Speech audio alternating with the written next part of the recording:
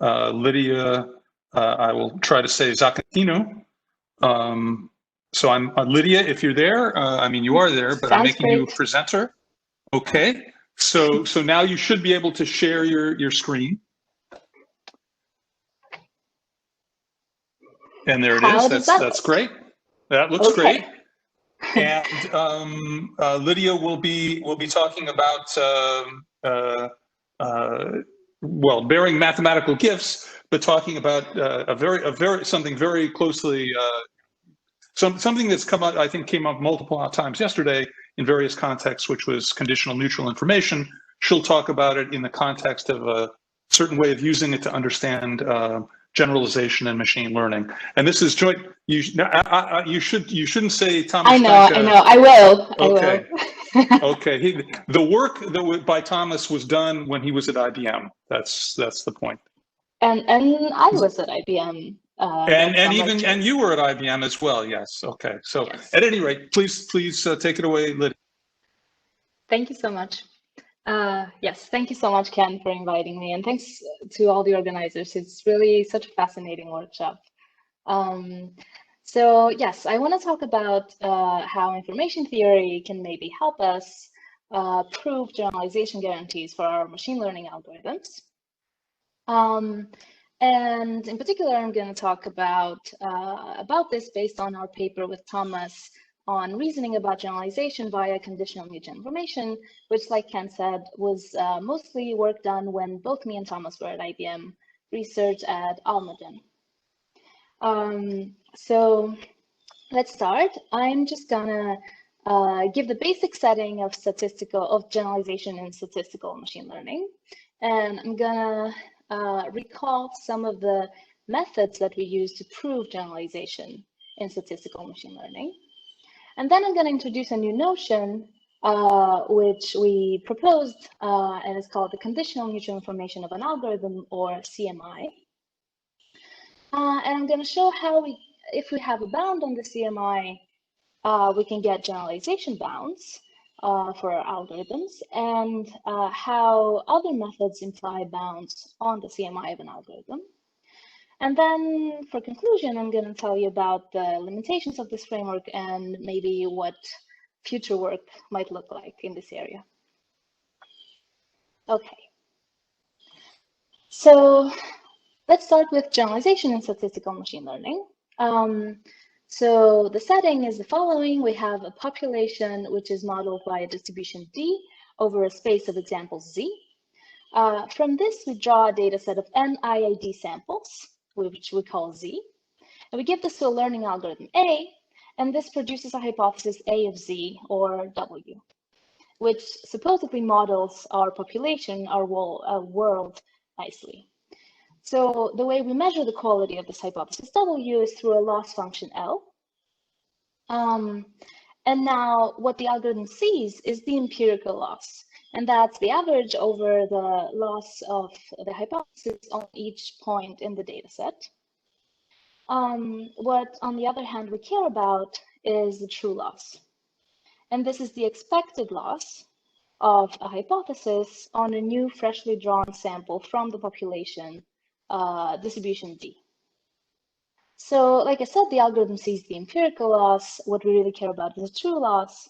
So how can we ensure that these two are close? How can we ensure that the empirical loss is a good indication for the true loss? And this is essentially what the question of generalization asks. So an algorithm generalizes well if these two losses are close. Ultimately, a main strategy is to minimize the empirical loss. That's what the empirical risk minimization algorithms do. And that's why we want our algorithms to generalize well. Okay, so what are ways to prove that an algorithm generalizes well? What are ways to prove that these two losses are close? Maybe the most famous one, uniform convergence. Uniform convergence essentially says that if the set of hypotheses that your algorithm might output is simple enough, then this hypothesis cannot overfit the data set of the algorithm, the training set of the algorithm. And essentially, it guarantees that for every hypothesis in the set, the empirical loss and the true loss are going to be close. In particular, the most famous example of uniform convergence is VC dimension. And VC is a quantity that describes the complexity of an output class of hypotheses. And what we basically know is that if the VC dimension of a class is D, then the expected generalization error, or difference between the empirical loss and the true loss of any hypothesis in the class, is going to be bounded by square root of D over N. And essentially what I just want to say here is that if the VC dimension is low, then this implies a bound on the generalization error of the algorithm. So yes, this is a very well-known method to prove generalization. Other methods are distribution and stability methods, and these are conditions on the output distribution of the algorithm. The most famous member, maybe the most famous member of this family, is differential privacy. Differential privacy, as introduced by Dwork, McSherry, Nissim, and Smith, is essentially asking that if we switch a single entry of the input of our algorithm, then the distribution over the outputs of the algorithm is not going to change too much. And so again, this is a condition on the distribution of the outputs of the algorithm. And yeah, of course, by not change too much, I mean this, that the distributions are going to be close in this sense here, this multiplicative and additive sense, where epsilon and delta are privacy parameters. In general, differential privacy, besides being a standard for ensuring the privacy of machine learning models, what's nice about it is that it has many connections. And for example, even yesterday's talk, Scott Aronson mentioned that it's connected to gentle measurements yesterday in the quantum day. But what we care about at this talk is that differential privacy also implies generalization. And in particular, any algorithm that's differentially private generalizes well. And it's actually it has strong generalization properties. Other members of this distributional stability category are KL stability, average leave one out stability, total variation stability, all imply some condition on the distribution of the outputs of the algorithm when you change one input, one of the inputs in the dataset. Third category, compression schemes. So these are algorithms that first pick a subset of their input and then decide the hypothesis they're going to output based on this subset. An example of those is our support vector machines.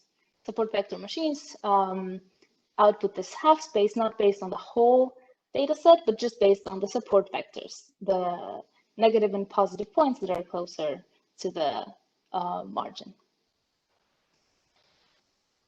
Okay, so just a few, these are just a few of very nice methods that we have to prove generalization for machine learning algorithms. More of those are uniform stability, which has proven to be very useful especially in convex optimization settings. Local statistical stability, which has been recently introduced. And last but not least, we have information theoretic approaches. And what I want to say here with this picture is that these are all great methods that have been very useful in proving generalization. But you might say that this picture, well, they're a bit incomparable with one another. So we would like to have a more coherent picture of the methods or like the reasons that an algorithm might generalize well. And this is what we want to do with these information theoretic approaches, among other things. So I'm going to talk about information theoretic approaches next, and this is ultimately what our paper improves. Okay, so information theoretic approaches to generalization. What's the main central notion of these approaches? This is the mutual information of the input of the algorithm and the output of the algorithm. I probably don't need to do that, but what's the mutual information of the input of the algorithm and the output of the algorithm? One definition is the Shannon entropy of the output minus the Shannon entropy of the output conditioned on the input. So that's how much less uncertain I am about the output when I see the input of the algorithm. And the second definition, which is more useful when we talk about generalization, is that this mutual information is the KL divergence of these two distributions. The first distribution is the joint distribution of the input and the output of the algorithm. And the second distribution is the product distribution of the input and the output of the algorithm. So you can think of this Z here as a Z prime, an input that has been independently drawn, and it's not the input that produced the output A of Z. Right, so it's the KL divergence of these two distributions, the joint distribution and the product distribution, where these two are independent. Okay, so what's good about the mutual information? Low mutual information implies generalization. So if you have a bound on the mutual information of the algorithm, then we have a generalization bound for this algorithm. We know that the empirical loss minus the true loss are close. This difference is small. How do we get bounds for the mutual information of an algorithm? There's a couple of ways. One is epsilon differential privacy, or what we call pure differential privacy. It's a strict notion of privacy. And from epsilon differential privacy, we get that the mutual information of the algorithm is bounded by this bound, 1/2 epsilon squared n. And we can also bound the mutual information of an algorithm by this generic bound, which is the log of the output space of the algorithm.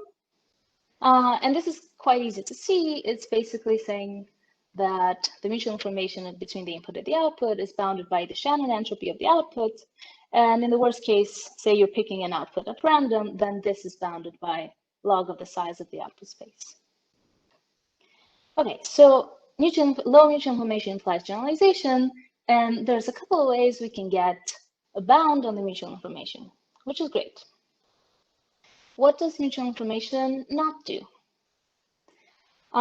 We cannot get a bound on the mutual information from approximate differential privacy, or epsilon delta differential privacy. And this is arguably the most useful notion of differential privacy, the one that's been mostly used out there. And so we'd really like for this information theoretic approach to incorporate approximate differential privacy as well.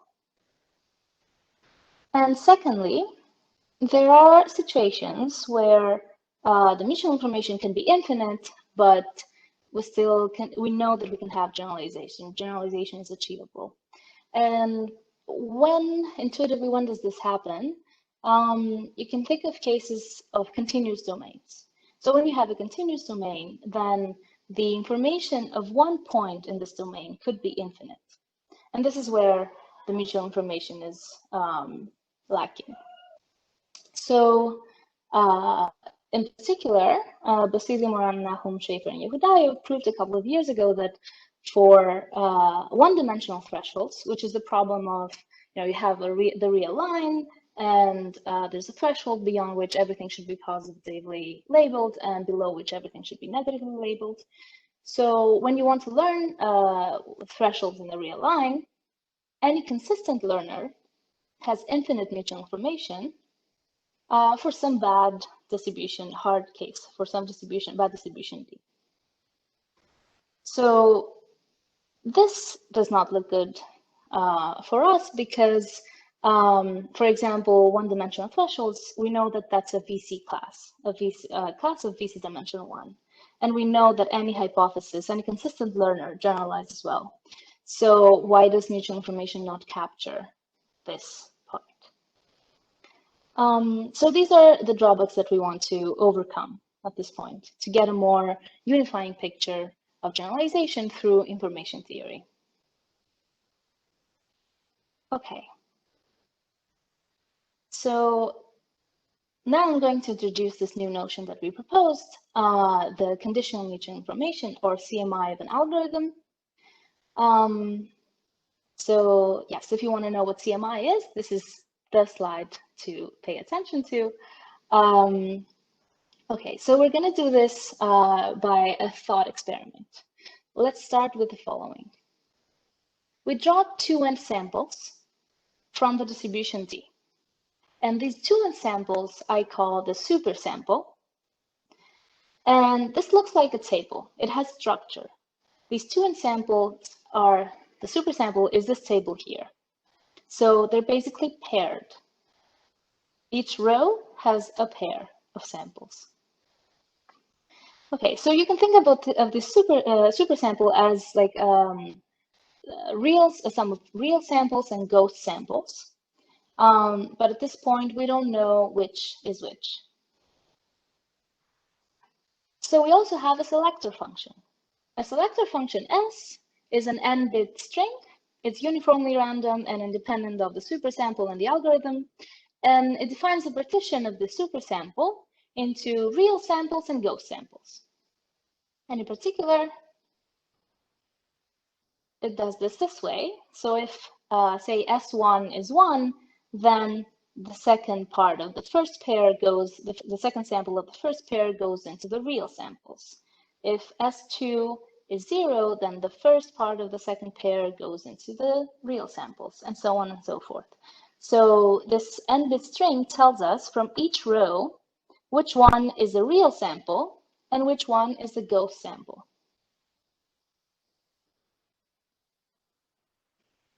And now we run the algorithm A on the real samples that S has picked. So again, this is a thought experiment. It's not something that we actually do. But we use this to describe the quantity of the conditional mutual information of an algorithm. Okay, so what is this quantity? It's a mutual information. It's a mutual information between what?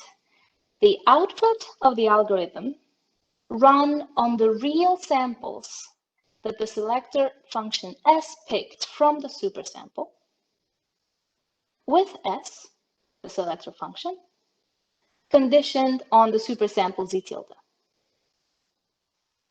So again, it's the mutual information of the output of the algorithm on the real samples that S picked with S conditioned on the supersample. So an intuitive way to think about it is it's a quantity that measures how well you can recognize the selector function, how well you can recognize the input from the output of the algorithm. But it's important that I use the word recognize, because what I mean is that, say you have the table of the supersample in front of you, how well can you tell which one of each pair is the sample that the selector function picked to put into the training set of your algorithm by just seeing the output of the algorithm. So the conditional mutual information measures how well you can recognize this, which one of each pair the selector function picked to put into the real data set. And in contrast, the mutual information asks how well can I reconstruct the whole data set from the output of the algorithm.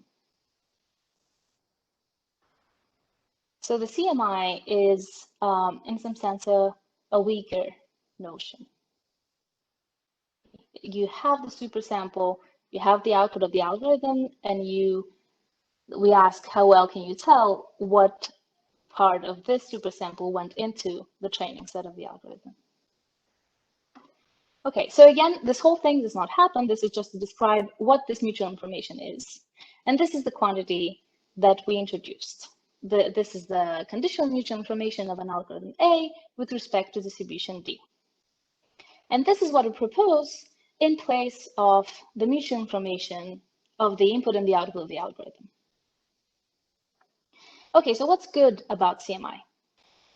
So CMI has some basic properties, such as post-processing and composition. But more importantly, what we care about is that CMI implies generalization, just as mutual information does. then we get the same bounds that we used to have from mutual information for CMI. So epsilon differential privacy implies the same bound on the CMI of an algorithm. And again, the CMI of the algorithm is bounded by this generic bound of the entropy, the Shannon entropy, which is the log of the output space of the algorithm. So all these things we used to have with mutual information as well. And in fact, I should say that the mutual information bounds CMI. So if I have a bound for the mutual information, then I have the same bound for the CMI of the algorithm. So any other method that bounds the mutual information of an algorithm bounds the CMI of the algorithm as well. So this is good. What's the new thing that we get from CMI? The first thing we like is that CMI is finite. So remember, we said that mutual information can be infinite in some cases, but CMI can never be infinite. In fact, it's bounded between 0 and n. And this is, again, just by the Shannon entropy of the selector function. So this is another good intuition about CMI, which says that CMI is just basically like normalized mutual information. Because of this conditioning, because we're conditioning on the supersample, which translates to an expectation over the sample space, we have a normalization over the samples, over the space of the examples Z. So because we're normalizing, the CMI can never be infinite. Another good property of CMI is that it manages to incorporate into the framework DC dimension and compression schemes. So this is something we didn't used to have mutual information. And since uniform convergence is very important in the generalization picture, we're very happy to have this. And last but not least, we also can get a bound for CMI from approximate differential privacy, or epsilon delta differential privacy. And that we actually can get through total variation stability, which is another distributional stability. And it's not too hard to see if you know that 0 delta differential privacy is essentially total variation stability. Right, so these are the properties of CMI that some of those are in some sense inherited by the mutual information, and some of those are new, and this is what improves this framework, the information theoretic framework, and that's what we like about CMI. Right, so the first part is that low CMI implies generalization. And now I'm just going to tell you I'm just going to show you some of these results so that you see what they look like. And again, this is not, I just want to mention, this is not obvious. This is not something we completely inherit from mutual information. And the reason is, like I said, that CMI is smaller than mutual information. So if the generalization error is bounded by the mutual information, this doesn't mean directly that it's bounded by CMI. You have to prove it all over again from the top. Okay, so low CMI implies generalization. For bounded linear losses, we get these types of bounds. This is the generalization, the expected generalization error. That's the expected difference between the empirical loss and true loss. And this is bounded by the square root of CMI over n. And now in this theorem, I'm talking about losses in 0, 1. Okay, so the expected generalization error is bounded by the CMI over square root of CMI over n. The expected squared difference is bounded by CMI over n, and we also can have a mixed bound, multiplicative and additive bound. That shows that the true loss is bounded by 2 times the empirical loss plus CMI over n. So this is essentially to see the quantities. I just wanted to see the quantities, how the generalization bounds look like, and this is what they look like for mutual information as well, by the way. So we can extend these bounds to quote-unquote unbounded linear losses, and by unbounded I mean that the loss has range in the real numbers, but of course we have to ask for some higher moment bound. And this sort of variance term goes into the bound as well. The reason I'm mentioning this is because hinge loss and square loss, which are very often used in machine learning, fall into this category. So yes, I wanted to show this bound as well. So the expected generalization error is bounded by CMI over n times its variance term. And last but not least, we have nonlinear losses. So all the other losses are the sum of the loss of the hypothesis on each point in the data set. Nonlinear losses are not like that. So we have a general bound for nonlinear losses, and an example implication of a nonlinear loss is the area under the ROC curve, which is very often used in classification. So what I really want to say with this section, I don't really need you to look at this bounds to understand the bounds itself, but what I really need to say is that because CMI depends on the algorithm and not on a particular loss, it's a nice notion that could give us a variety of generalization bounds.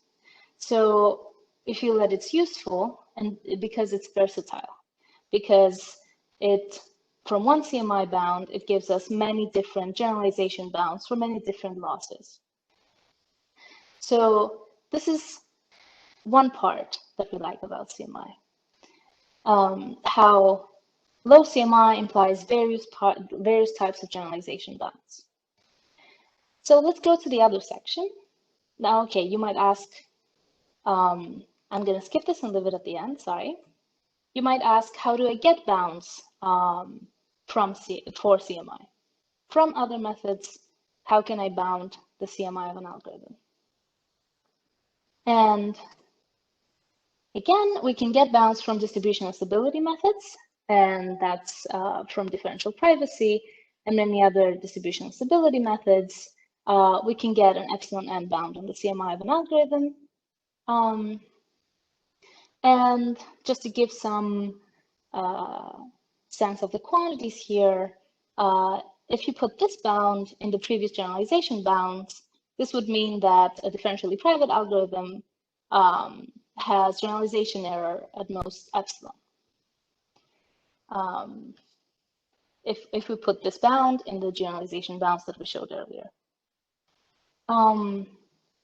And all these are things that we knew that hold for the mutual information as well, but we prove these for conditional mutual information. We add this new thing to the picture, which is delta total variation stability. And again, why do we like delta total variation stability? Because it is the same as zero delta differential privacy, and ultimately gives us a bound from epsilon delta differential privacy, which is the type of differential privacy that's the most used, the most popular. So we can get a bound from delta total variation stability, and all I want to say about this is that it's essentially a simple proof. I'm not going to tell you what it is exactly, but it heavily depends on the fact that we have this selector function S that's that the bits of the selector function are independent from each other. And then from then on, it's basically chain rules and a very nice quantity which is called the Jensen-Shannon divergence. So this part gives us the bounds from distribution stability for CMI. But we also have different bounds, like the generic bound of log of the output space. We add compression schemes to the picture and say that if you have your algorithm is a compression scheme of size k, then the CMI of your algorithm is at most k log n. And last but not least, we proved that any hypothesis class with VC dimension D admits an empirical risk minimizer that has CMI at most d log n. So this is a part that we're really happy about. Why? Because this incorporates uniform convergence into the CMI framework, this information theoretic framework for generalization. Now, I want to make some comments about this. The first is that there's a certain type mismatch between the notion of VC dimension or uniform convergence and CMI. And what is that? VC dimension is a property of a whole hypothesis class. It's the whole range of the outputs of the algorithm. On the other hand, the CMI is a property of a particular algorithm. So the way we could connect the two is this one. We're saying that any hypothesis class admits an empirical risk minimizer for this class that has low CMI. Note that it's not true that any empirical risk minimizer for the class has bounded CMI, has low CMI. This is, you could possibly easily see that by thinking, okay, so assume we have an empirical risk minimizer that can break ties however they want, and they choose to break ties in such a way so that they encode the input of the algorithm in the output.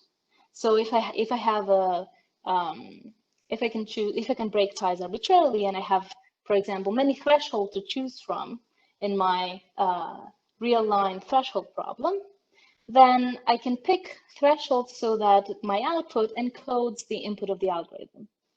And so in this case, the CMI of this empirical risk minimizer would not be low. It would be n. So again, note here that it's not true that any empirical risk minimizer for a VC class has low CMI. It's just true for one empirical risk minimizer that we define. So we show that any class admits an empirical risk minimizer with low CMI. Okay, so the main idea for this proof is the thing that I hinted towards, that, well, it's broken into two steps. The first step is that every algorithm for a VC class satisfying a particular global consistency property has CMI bounded by d log n. And the second part says that for any VC class, there exists an empirical risk minimizer which satisfies the global consistency property. And I'm not going to delve into this too much, but I just want to say the global consistency property is basically what I mentioned earlier. It asks that the algorithm cannot break ties in any way that it wants. So essentially, it asks that if I have an example, an input of examples X and labels Y, and my algorithm in this case outputs a hypothesis H, then if I augment this input and label everything, all the examples in accordance with H, then the algorithm should still output H. There's no reason for the algorithm to change its answer if I augment my example with and label everything according to H. So this is something that we prove that if this property holds for the algorithm, then the CMI of the algorithm is low. And we also prove that any VC class admits an empirical risk minimizer that satisfies this property.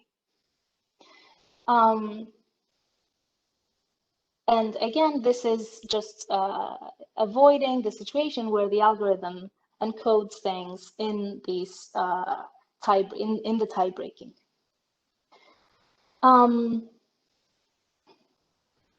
Okay, so I am going to summarize, but after I do that, I will go ahead and tell you the main idea, the main proof that I skipped earlier. But I just wanted to make sure that everyone is with me in the general picture, and whoever is still awake and feeling up to it can follow the a small proof sketch. Okay, so what is the main high-level picture? We have many nice methods to prove generalization in machine learning, and that's uniform convergence, and in particular VC dimension, compression schemes, distributional stability, a member of which is differential privacy. And all these methods imply a bound on the CMI of the algorithm. And in turn, a low CMI of an algorithm implies a low generalization error. And so this is a picture that we like in the sense that it's unifying some of these methods that we mentioned earlier and are and perhaps giving us a more coherent picture for generalization in machine learning, and also giving us a variety of generalization bounds from one CMI bound. So now I'm going to go ahead and tell you, let me go back and tell you the main idea of why a low CMI implies generalization. Right. And so this is not particularly important for CMI. This is true for mutual information as well. But what I wanted to do for the purpose of this workshop in particular is to show the high-level idea of how, from this information theoretic notion, we can get generalization bounds. And perhaps see how, in the end, information theory can help us in this area. And I'm going to talk about this in the end. Okay, so what is the main idea? Why, when I have low mutual information or low conditional mutual information, I get a generalization bound? Why algorithms with low CMI have good generalization properties? Okay, so let's recall the definition of CMI, right? It's a mutual information between the output of the algorithm run on the data set that S picked from the supersample with S conditioned on the supersample. By the way, I dropped the tilde because it scares people, but Z is here, Z tilde, it's the supersample that we mentioned in the definition. Okay, so this is the definition of CMI, and let's open this up. It's the expectation over the supersample of this KL divergence. And the expectation here is the conditioning. Okay. What is this KL divergence? It's the KL divergence between these two distributions, the joint distribution of the selector function and the output of the algorithm on the real samples that the selector function picked from the supersample, and the distribution, the product distribution of these two. So this is the output of the algorithm on the real samples that selector function S picked. But this part here is S prime. This is not S. This is an independent copy of S. So this is the joint distribution of the selector function S and the output of the algorithm, whereas this is the product distribution. So S prime is independent from S and this output here. Okay, so what does low CMI tell us? Low CMI tells us that this KL divergence is small. So it tells us that these two distributions are close. Okay, first, this is the first point to keep in mind. Okay, so how do we proceed? We consider this function f, which is the loss of a hypothesis on the real samples minus the loss of a hypothesis on the complement, that's the ghost samples, the samples that S, the selector function, has not picked. So this is a nice quantity, and this is what we aim for that to be the generalization error, ultimately. So again, what is this? It's the difference between the loss of a hypothesis on the real samples that S picked from the supersample Z minus the loss of the hypothesis on the samples that S did not pick from the supersample. So now let's consider the case where a hypothesis W is independent of the training set, or is independent of the real sample and ghost sample. Now, just by concentration, we know that if these two things were independent, then the loss of the hypothesis on the distribution would be the same as the loss of the hypothesis on the real sample, and would be the same as the loss of the hypothesis on the ghost sample. And this is because the real sample and the ghost sample are just draws, and IID draws from the distribution D. So this would be true for the case where the hypothesis W does not depend on S, does not depend on this sample. Okay. So what does this mean? It means, again, just by concentration of measure, that with high probability, this thing would be close to 0. What is that again? It's this difference where the hypothesis is the output of the algorithm run on the points that S picked, but the loss is calculated on the points that S prime has picked. So you can think of those, leaving the supersample Z aside, because we're conditioning on that, you can think of those as being independent. And so this quantity for the output of the algorithm on the points that S picked, and S prime, which is independent of that, is close to 0. What we really care about, though, is this quantity. It's the difference when these things are dependent, not independent. So this is exactly the generalization error that we care about.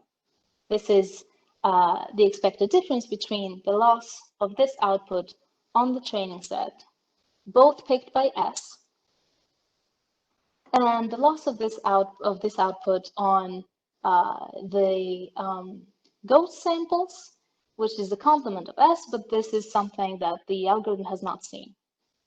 So this quantity is what we care about. This the generalization error that we want to minimize. Again, this difference here, it's this what we care about is this function when these two things are dependent.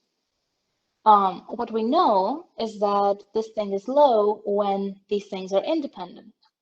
When I estimate the output hypothesis on points picked by S prime, which is independent. How do I connect these two? And here's the thing I wanted to talk to you about, and I wanted you to learn. There's a magical formula called the Gibbs variational principle, or the Donsker-Verdun formula. And this is where all this boils down to. So if there's one thing that you want to learn about how information theory can help improving generalization bounds, is this formula here. This formula bounds the expectation of the value of a function of two random variables that might be dependent on one another by the mutual information of these random variables plus a term that depends on the expectation of the function on the random variables that are independent from one another. So in this sense, it's telling us that the expectation of the function on the random variables that are dependent is a good proxy for the expectation of the function when the random variables are independent, if the mutual information of the random variables is low. So this beautiful magical formula can be used where this first part is what we care about, is the generalization error that we care about, where the output of the algorithm and the selector function are dependent. And this term is the thing that we know is low, where the output of the algorithm and the selector function are independent. And the CMI shows up in this term here. So essentially, this is what I wanted you to know if you wanted to prove anything about generalization error using mutual information, or conditional mutual information. This is the high-level idea. So going back to the end. Right, we have this picture here again. So information theory has given us a very nice way to unify some of the methods that we use to prove generalization, and it essentially works as a funnel for proving generalization through various methods. What else can we do in this area? So there's many points for future work, and I would like to, okay, let's start with the, let's say, minor ones, which are, can we improve the CMI framework as it is? So the first point would be to get improved bounds from other methods for CMI. So the CMI bounds has a log n factor in it. Can we shave it for different cases? And we prove that it holds in particular for one-dimensional thresholds in the realizable setting. Or can we utilize other assumptions on the distribution to get, again, lower, sharper bounds for CMI? Can we have a different version of CMI, perhaps, that composes adaptively? That's the other question we'd like to answer. And what I mean by that, so CMI as it is right now does not compose adaptively. That means that if I have a process that has low CMI, and I get the output of this process, and I take the same data set and I run another process that has low CMI, can I prove that the whole process has low CMI? And the answer is no, for the notion that we have introduced. But if you extend it to a stronger notion that we call universal CMI, then the answer is yes. But like I said, because universal CMI is a stronger notion, then we can only get weaker bounds from other methods for universal CMI. So we have not found the right trade-off there. So we would like to have a notion that composes adaptively, but doesn't lose the nice properties that CMI has. And this would be a nice thing to complete this framework, because it would be easier to argue about the generalization properties of composite algorithm, right? So I think the most important thing, though, for future work is the following. Can we connect CMI to other methods as well that we haven't connected so far?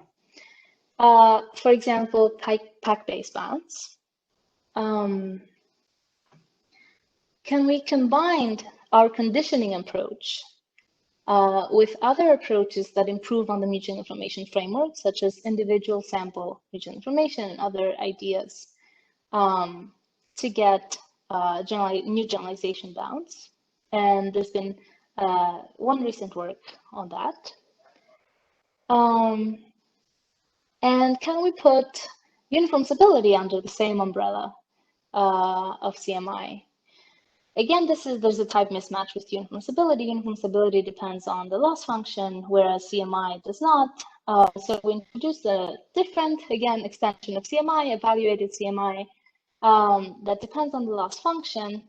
But again, this is not exactly the right notion, it seems, because we can only retrieve weaker generalization bounds going through evaluated CMI than we would get directly from uniform stability. So again, this connection is not completely understood.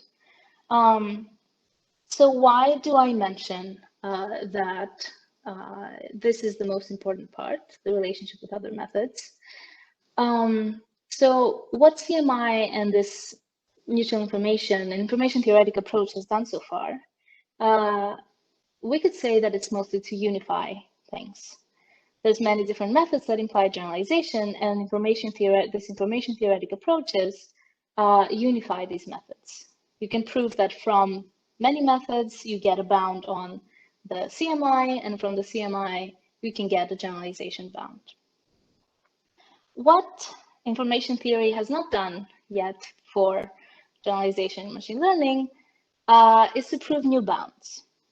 Can we do we have a problem where we use these information theoretic frameworks or approaches to prove generalization error, low generalization error for a particular algorithm for that problem. And this is ultimately where you could say a framework would be most useful. Of course, it's understanding things. Unifying helps us understand things better, and it's a beautiful theory. But I think the point that we now need to get past is to see whether we can have new results, new bounds for generalization in machine learning from these information theoretic frameworks and approaches. Yeah, I think that that's all from me. Thank you so much for your attention, and please let me know if you have questions. Thanks very much, Lydia. Attempt to applaud,